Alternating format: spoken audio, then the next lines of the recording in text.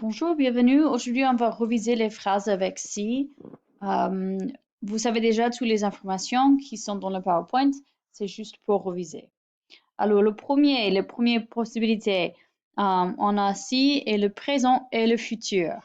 Donc, on commence avec le présent. Si je vais au supermarché, pardon, c'est mon chat. Bien. Si je vais au supermarché, j'achèterai du fromage, c'est-à-dire présent et futur.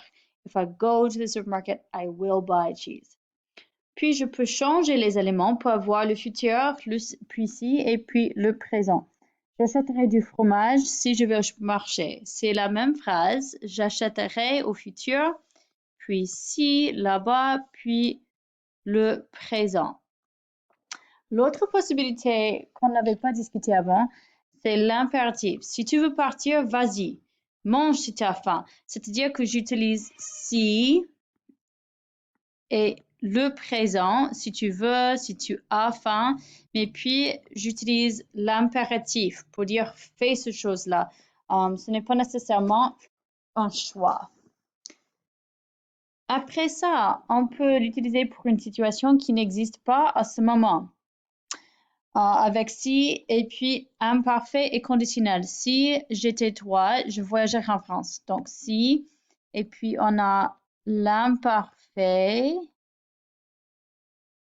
ici et je voyagerais conditionnel en France.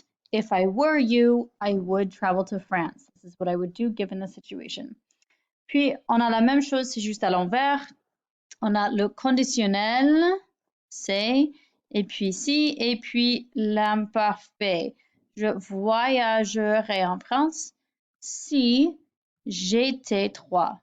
C'est la même phrase juste à l'envers avec les mêmes temps. Finalement, on a l'opportunité d'utiliser avec une situation qui n'existe pas mais qui est au passé. Alors, par exemple, si j'avais réussi à l'école, je serais devenu architecte. Ok, j'ai si. Et puis, j'ai le plus que parfait. Plus que parfait, qui est quelque chose qu'on avait vu avant dans un autre chapitre. Ça commence avec l'imparfait et puis le participe passé. Donc, si j'avais réussi, il y a deux verbes là. Et puis, on a je serais devenu architecte. Ça, c'est le conditionnel passé qu'on vient de voir. Donc, si tu as deux verbes là, si on a deux verbes, j'avais réussi, on doit avoir deux verbes dans l'autre partie de la phrase. Je serais devenu.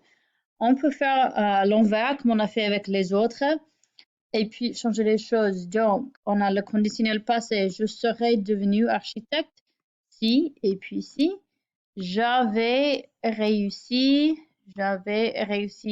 à l'école.